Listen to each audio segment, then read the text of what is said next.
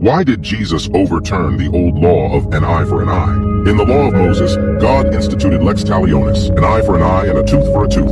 Exodus 21:24. Far from encouraging endless feuds, this principle limited retaliation to a punishment equal to the harm done. In a tribal culture prone to escalating vengeance, Israel's judges enforced this rule to protect victims, ensure proportional justice, and prevent private retribution from spiraling out of control. When Jesus ascended the hillside to deliver the Sermon on the Mount, he addressed not the civil code, which remained valid and enforced by magistrates, but the personal ethic of his disciples. He began by quoting familiar laws. You have heard that it was said, an eye for an eye and a tooth for a tooth. But then he spoke words that astonished his listeners. But I say to you, do not resist the one who is evil. If anyone slaps you on the right cheek, turn to him the other also.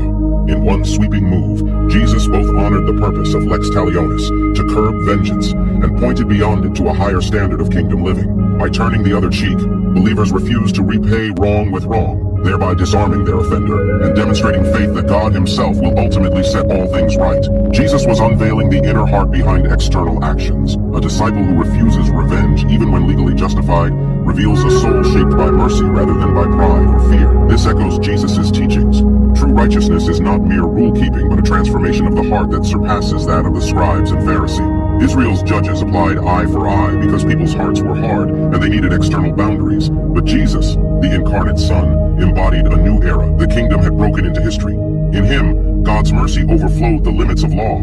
His command to absorb insult and injury reflects the same self-giving love that led him to endure the cross, rather than retaliate against his persecutors. By elevating personal ethics, Jesus did not dismantle the state's responsibility to uphold justice. Later, he instructed his disciples that if a town rejected them, they should shake off the dust from your feet and turn to the next place, implying recourse to communal structures. But on the individual level, believers are called to forego even lawful penalties in favor of grace, trusting that the King of Kings will vindicate and restore in his perfect timing.